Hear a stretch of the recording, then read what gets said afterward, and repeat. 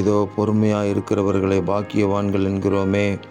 யோபின் பொறுமையை குறித்து கேள்விப்பட்டிருக்கிறீர்கள். கர்த்தருடைய செயலின் முடிவையும் கண்டிருக்கிறீர்கள்.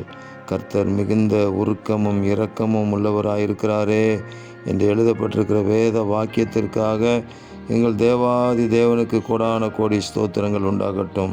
இப்பொழுதும் கர்த்தாவே, உங்களுக்காக பொறுமையுடன் காத்திருக்கிற உங்கள் பிள்ளைகள் பாக்கியவான்கள் என்பதை விளங்கச் செய்வீராக. கர்த்தருடைய செயல் அவர்கள் வாழ்க்கையிலே வெளிப்படட்டும். மிகுந்த உருக்கமும் இரக்கமும் உள்ளவர், வல்லமையை வெளிப்படுத்தி அதிசயங்களை செய்வீராக. 2 மடங்கு ஆசீர்வாதங்களை இன்று கொடுப்பீராக. இரட்டிப்பான நன்மையை தருவேன் என்று வாக்கு கொடுத்திருக்கிற ஆண்டவர், கடந்த காலங்களிலே உமது பிள்ளைகள் பட்ட எல்லா பிரயாசங்களுக்கும் முயற்சிகளுக்கும் ஈடாக இந்த காலத்தில் இரட்டிப்பான நன்மையை கொடுத்து உங்கள் நாமத்தை பிரஸ்தாபப்படுத்துவீராக.